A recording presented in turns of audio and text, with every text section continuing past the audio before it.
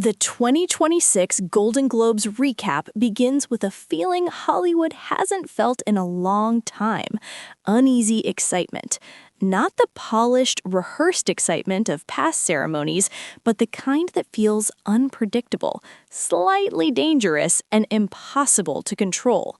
On January 11th, 2026, inside the Beverly Hilton Ballroom, the energy was thick before a single award was handed out, because everyone in that room knew this night was going to be different.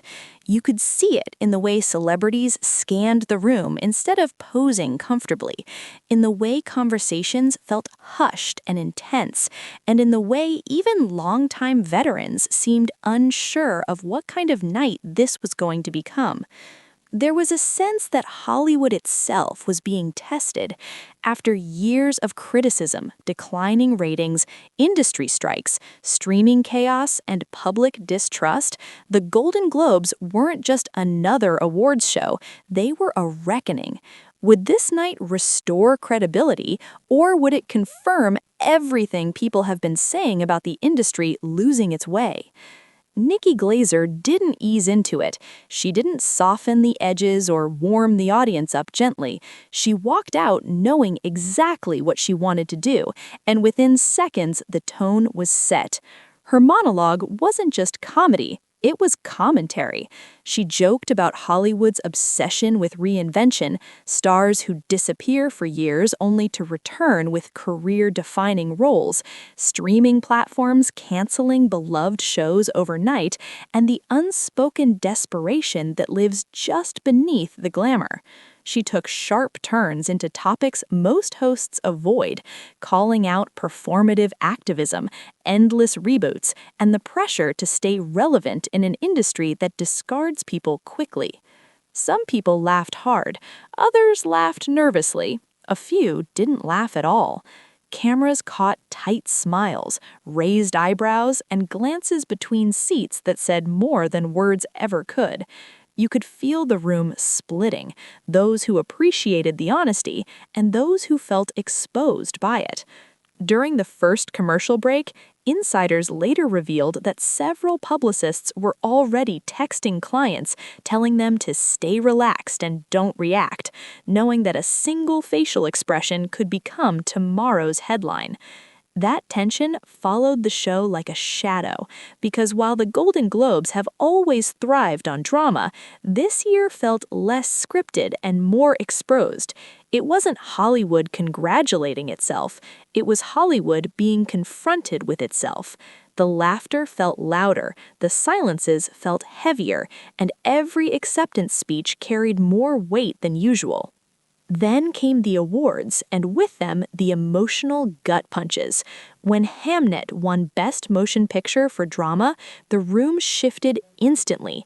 This wasn't a loud victory, it was a quiet one, heavy with meaning. The cast stood slowly, hugging tightly, some visibly overwhelmed. A few people covered their mouths in disbelief. This film had been called risky, too literary, too emotional for mass appeal, and yet here it was, standing at the top of the night. As the winners reached the stage, the applause wasn't explosive. It was deep and sustained, the kind that signals respect.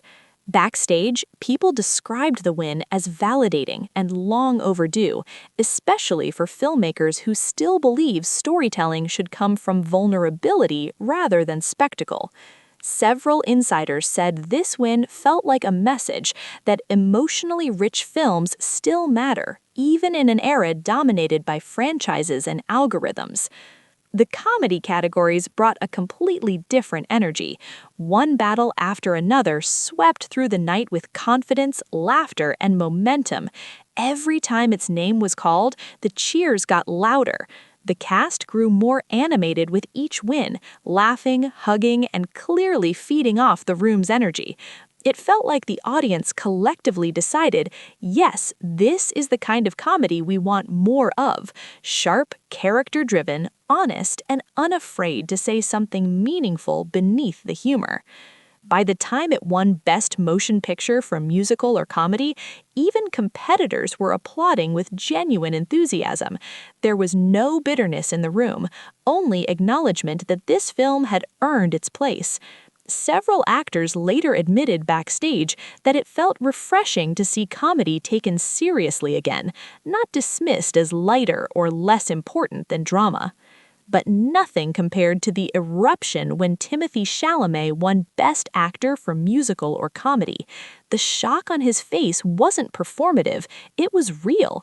He sat frozen for a split second, blinking as if waiting for someone to say there had been a mistake. Then the realization hit, and the crowd roared. People stood, cheers echoed across the ballroom. This wasn't just a win, it was a moment of recognition after years of near misses, nominations, and constant scrutiny.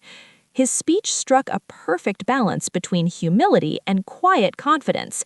He thanked collaborators who believed in him when he was still being labeled promising, spoke about how strange it is to grow up publicly, and admitted that success doesn't erase self-doubt.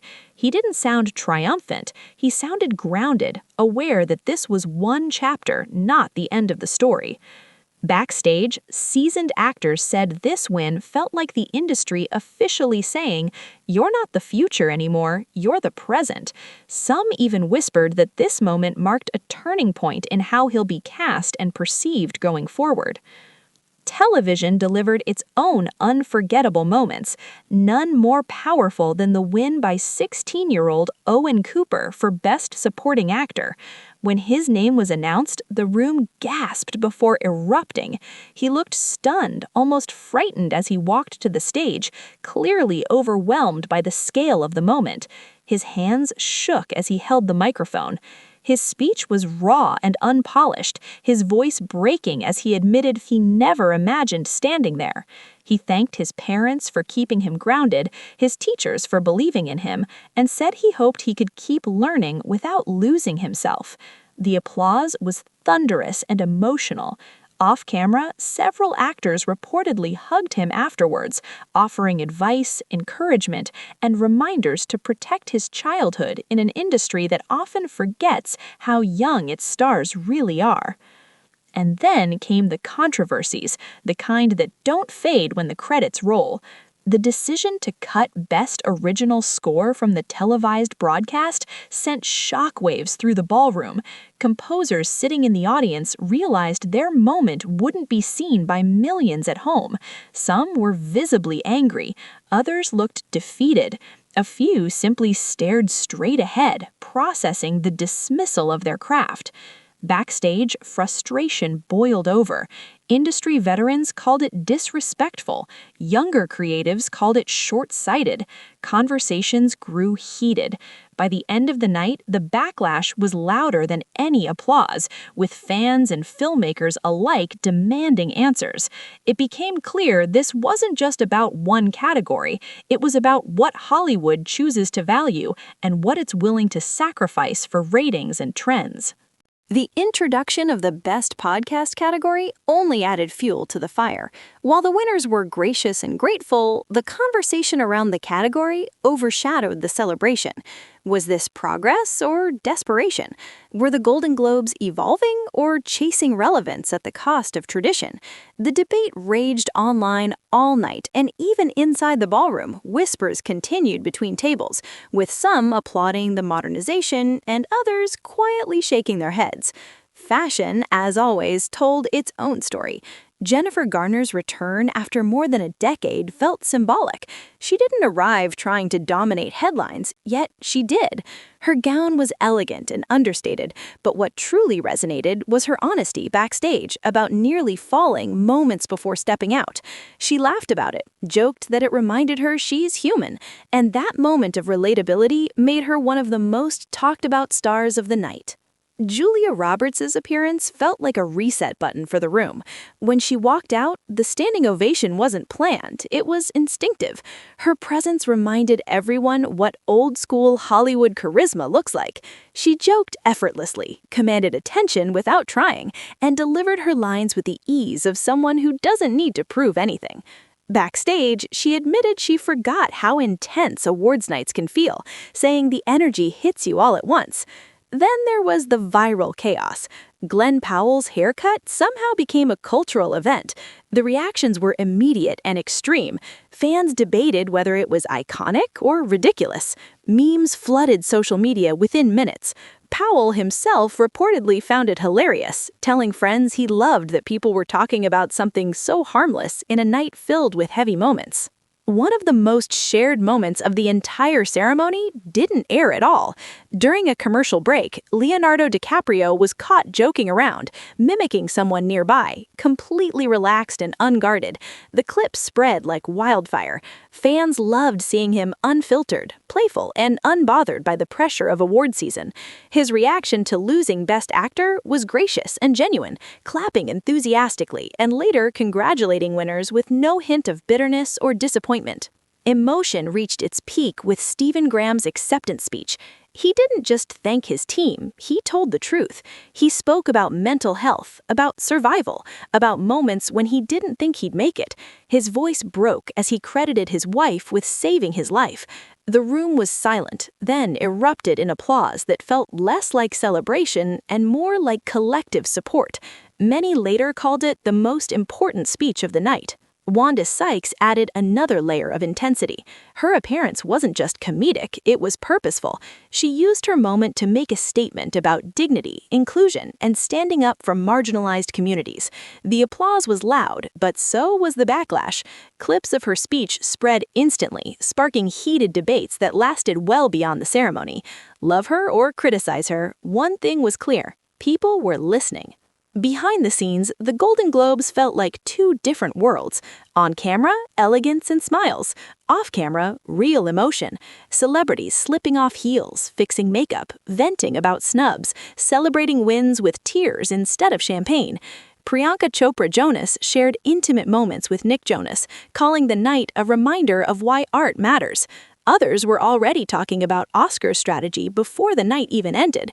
As the ceremony wrapped, there was no clean, perfect ending, no unified feeling of closure. Instead, there was conversation, debate, emotion. The 2026 Golden Globes weren't safe, polished, or predictable, and that's exactly why they mattered.